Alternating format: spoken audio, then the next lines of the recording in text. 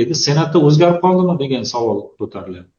Shaharsozlik renovatsiyasi to'g'risidagi qonun shu yilning 7-aprelda Senatda ko'rildi va ma'qullandi. Lekin o'tgan yilning avgust oyida ko'rilib va sentyabr oyida Senatda yuborilgan ushbu qonun loyihasi bilan hozirgi tasdiqlangan qonun bir-biri bilan to'g'ri kelmaydi. O'tgan yilgi qonun loyihasida renovatsiya qilinadigan hududlardagi uy-joy egalari bilan 100% kelishish belgilangan edi, lekin hozir bu 100% emas, balki 80% ga tushirilmoqda. Bu yerda esa albatta savol tug'iladi, qolgan 20% uy-joy egalarini va mulk egalarining huquqlari nima bo'ladi degan. Oliy Majlis Qonunchilik palatasiga kirganda ham shunaqa jarayon bor ediki, 80% faqat taklif kiritishnigina 80% ko'rib chiqiladi.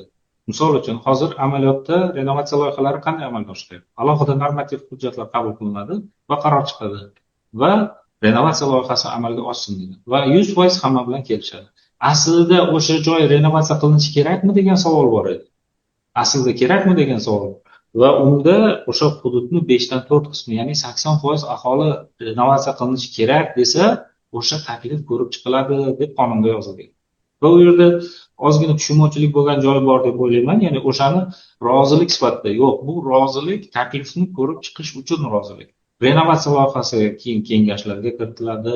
Agar u 350 ming barobardan kam bo'ladigan bo'lsa, hududiy kengashlarda, uning qiymati 350 ming barobardan yuqori bo'ladigan bo'lsa, respublika kengashida ma'qullanib, hamma dasturga tushirilib, shu ma'qul ekan, 80% aholining fikri ma'qul ekan, to'g'ri ekan desagina, barcha bilan kelishuv amalga oshiriladi va renovatsiya loyihasi amalga oshiriladi. Hozirgi kunda ham ushbu qonunda bu narsa turibdi va 80% taklifni biz noto'g'ri tushunayotgan joyimiz bo'lyaptiki, bu renovatsiyani kelib 80% odam rozi bo'lsa, bu uyimiz buziladi. Yo'q, hech qachon unaqa bo'lmaydi, chunki qonunga asoslanmagan tarzda sudning qarorisiz hech kim mulkni unaqa buzolmaydi. Bu konstitutsiyamizda mustahkamlangan qoida.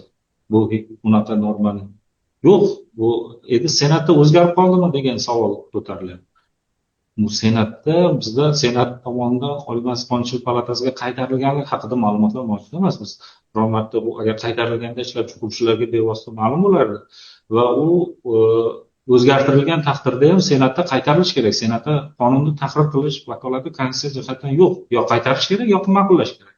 Faqat bu yerda tushuntirishda ozgina masalani chuqurroq yoritish kerak deb o'ylayman. Chunki 80% ovoz bu renovatsiya loyihasini taklif kiritish uchun.